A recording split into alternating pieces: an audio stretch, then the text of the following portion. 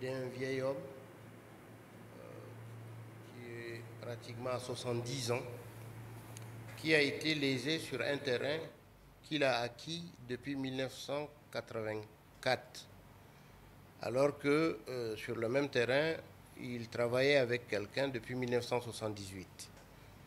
Quelque temps après, il a racheté le même terrain en 1984 à son associé et il a continué à travailler là-dessus, dans l'emprise du rond-point Hamama actuel.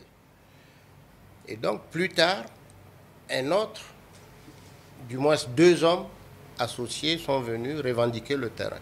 Sur quelle base, on ne le savait pas, mais plus tard, l'investigation que nous avons faite montre qu'eux aussi, ils ont fait des démarches jusqu'à avoir les titres fonciers.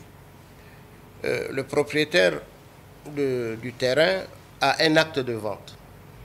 Plus de 38 fois, cette vieille personne a été envoyée en prison sans aucune forme de justice. Ce qui nous a marqué ici, c'était ce problème. Comment un citoyen peut subir de tels préjudices? On vous prend, on vous jette en prison sans forme de procédure, on vous enlève, on vous chosifie complètement. Donc nous avons reçu dans un premier temps les deux parties, le monsieur Ali Suleiman, qui est un des instigateurs, avec monsieur Mohamed Dehiye et ses représentants. Nous les avons écoutés. Dans l'histoire, il y a un autre qui s'appelle Hassan Djourab. Apparemment, c'est lui qui est un des grands instigateurs. On l'a convoqué, il n'est pas venu. Il ne veut pas venir apparemment, mais nous allons procéder autrement pour qu'on puisse l'entendre, qu'il nous montre ses papiers.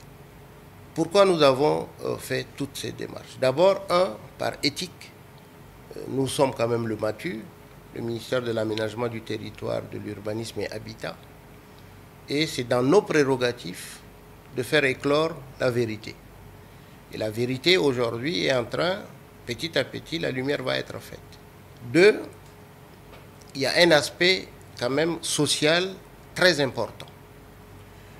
Le gouvernement de la Ve République, le Premier ministre, le maréchal, le président de la République, Mohamed Idriss Déby Itno, mettent l'accent sur la justice.